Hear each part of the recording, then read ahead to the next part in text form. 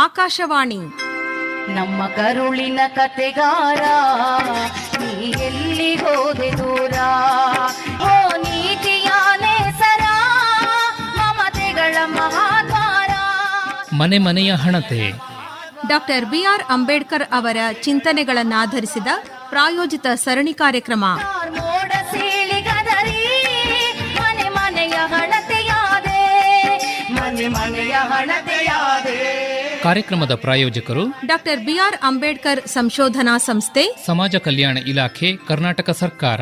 Bharat Ratna doctor B R Ambedkar ಅವರ ಜನ್ಮ ಶತಾಬ್ದಿ ಅಂಗವಾಗಿ 1991ರಲ್ಲಿ ಡಾಕ್ಟರ್ ಬಿಆರ್ ಅಂಬೇಡ್ಕರ್ ಸಂಶೋಧನಾ ಸಂಸ್ಥೆಯನ್ನು ಸ್ಥಾಪಿಸಲಾಗಿದೆ. ಈ ಸಂಸ್ಥೆಯ ಮೂಲಕ ಸಾಮಾಜಿಕ, ಆರ್ಥಿಕ, ಶೈಕ್ಷಣಿಕ, ರಾಜಕೀಯ ಹಾಗೂ ಸಾಂಸ್ಕೃತಿಕವಾಗಿ ಸಮಾಜದಲ್ಲಿ ಶೋಷಿತರಾದ ಪರಿಶಿಷ್ಟ ಜಾತಿ ಸಮುದಾಯಗಳ ಬಗ್ಗೆ ವಿಶೇಷ ಅಧ್ಯಯನ ಮತ್ತು ಸಂಶೋಧನೆಗಳಿಂದ ಆ ಜನಾಂಗಗಳ ಸಮಕಾಲೀನ ಸಮಸ್ಯೆಗಳಿಗೆ ಪರಿಹಾರ ಒದಗಿಸುವುದು ಮುಖ್ಯ ಉದ್ದೇಶವಾಗಿದೆ. ಬೆಳ್ಳಿ ಬೆಟ್ಟಗಳ ಮೇಲೆ ಓಡಾಡಿದವೋ ಚಂದ್ರಮನೆ, ಮಾಡದ ಕತ್ತಲ ಗವಿಗೆ ಕಣ್ಣಾದೆ ಎಲ್ಲೋ ನೀನು. ಪ್ರಸ್ತುತಿ ಡಾಕ್ಟರ್ ಮೈಸೂರು ಉಮೇಶ್. ನಮ್ಮ ಕರುಳಿನ ಕತೆಗಾರ, ನೀ ಎಲ್ಲಿ ಹೋದೆ ದೂರ. ದುರ್ಬಲ ವರ್ಗಗಳ ಮಕ್ಕಳಿಗೆ ವಸತಿ ಶಿಕ್ಷಣದ ಅವಕಾಶ ಹಾಗೂ ಸೌಲಭ್ಯಗಳು ಈ ಕುರಿತು ಕರ್ನಾಟಕ ವಸತಿ ಶಿಕ್ಷಣ ಸಂಸ್ಥೆಗಳ ಸಂಘದ ಕಾರ್ಯನಿರ್ವಾಹಕ ನಿರ್ದೇಶಕರು ಹಾಗೂ ಐಎಎಸ್ ಅಧಿಕಾರಿಯಾಗಿರುವ ಪಿಎಸ್ ಕಾಂತರಾಜು ಅವರೊಂದಿಗಿನ ಸಂದರ್ಶನ. ಕೇಳುಗರಿಗೆಲ್ಲ ನಮಸ್ಕಾರ. ವಿದ್ಯಾರ್ಥಿಗಳ ಅನುಕೂಲಕ್ಕಾಗಿ ಸಮಾಜ ಕಲ್ಯಾಣ ಇಲಾಖೆ ಹಲವಾರು ಯೋಜನೆಗಳನ್ನು ರೂಪಿಸಿದೆ. ಈ ಯೋಜನೆಗಳನ್ನು ಅನುಷ್ಠಾನಗೊಳಿಸುವ ಸಲುವಾಗಿ ವಿವಿಧ ರೀತಿಯ ಕಾರ್ಯಕ್ರಮಗಳನ್ನು ಮಾಡಿಕೊಂಡಿದೆ. ವಿದ್ಯಾರ್ಥಿ ನಿಲಯಗಳು, ವಸತಿ ಶಾಲೆಗಳು ಅಂತಂದಾಗ ಅಲ್ಲಿ ಅಧ್ಯಯನ ಮಾಡುವಂಥವರು ಬಡತನ ರೇಖೆಗಿಂತ ಕೆಳಗೆ ಇರುವಂತಹ ಅಥವಾ ಬಡತನದಲ್ಲಿ ಇರುವಂತಹ ವಿದ್ಯಾರ್ಥಿಗಳೇ ಜಾಸ್ತಿ ಇರ್ತಾರೆ.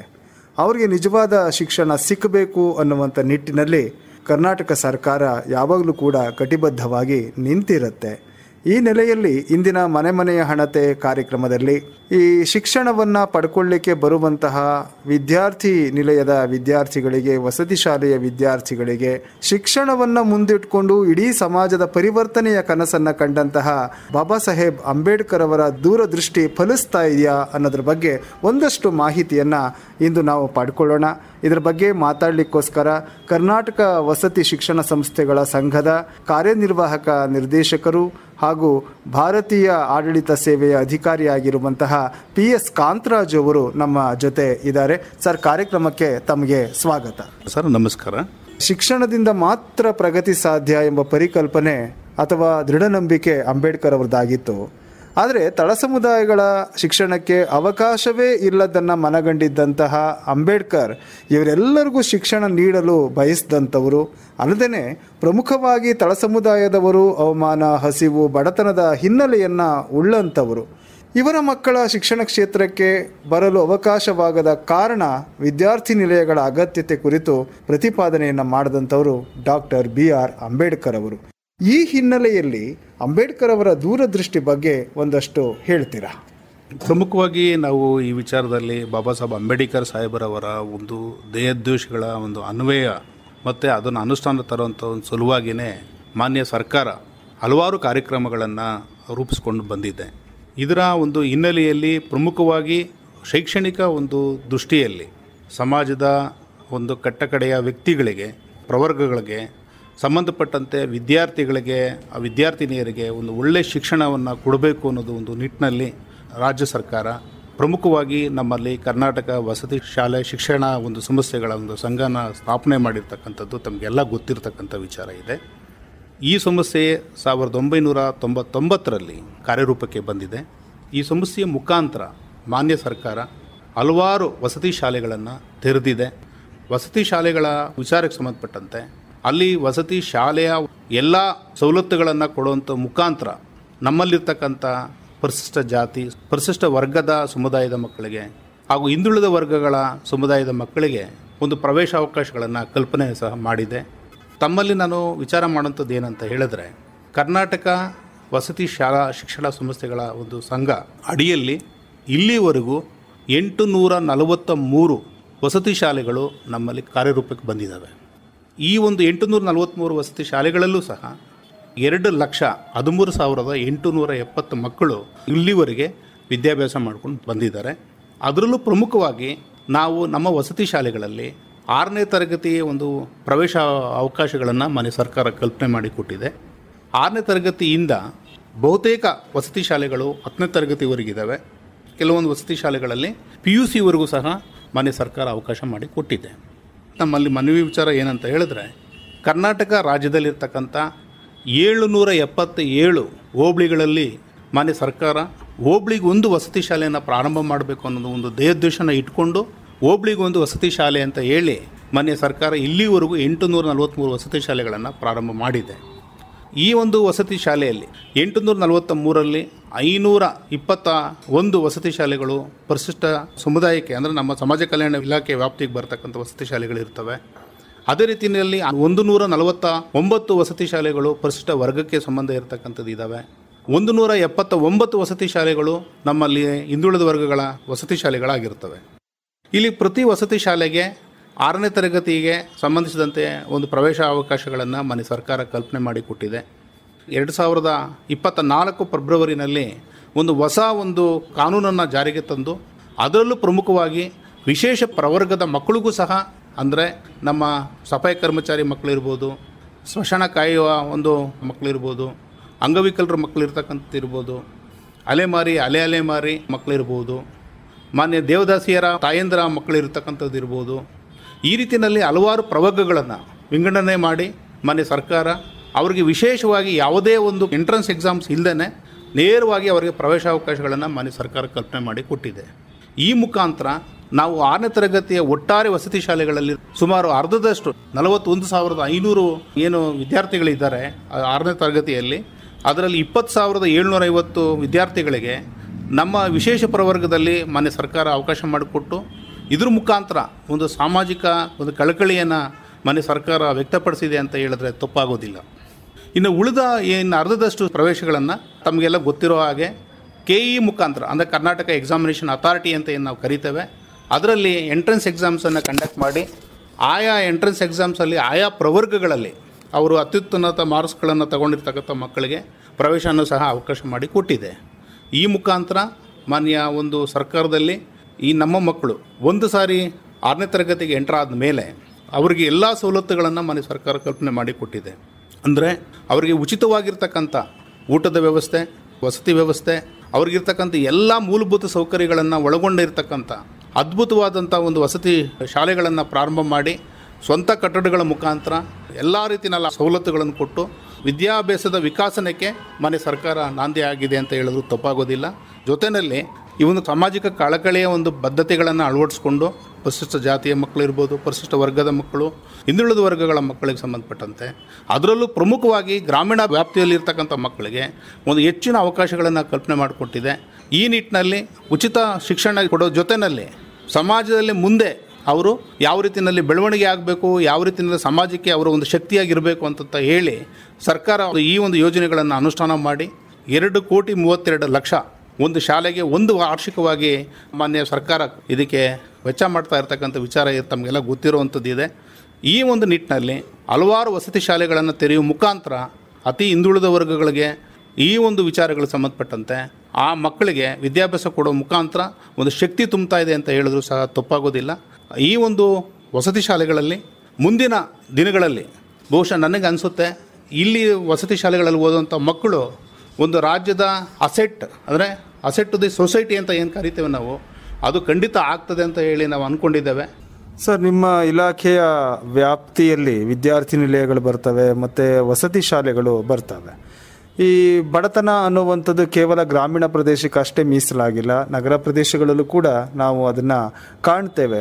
ಈ ವಸತಿ ಶಾಲೆಗೆ ಸೇರುವಂಥವರ ಸಂಖ್ಯೆ ನಗರ ಪ್ರದೇಶಗಳಲ್ಲಿ ಜಾಸ್ತಿ ಇದೆಯೋ ಅಥವಾ ಗ್ರಾಮೀಣ ಪ್ರದೇಶಗಳಲ್ಲಿ ಜಾಸ್ತಿ ಇದೆಯೋ?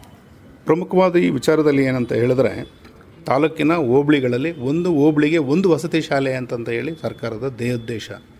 ಸೊ ಈ ನಿಟ್ಟಿನಲ್ಲಿನೇ ಈಗ ಆಲ್ರೆಡಿ ನಾವು ಪ್ರಸ್ತಾಪ ಮಾಡಿರೋ ಹಾಗೆ 843 ವಸತಿ ಶಾಲೆಗಳು ಇಲ್ಲಿ ಕಾರ್ಯಾರಂಭವಾಗಿರ್ತಕ್ಕಂಥ ವಿಚಾರ ಇದೆ.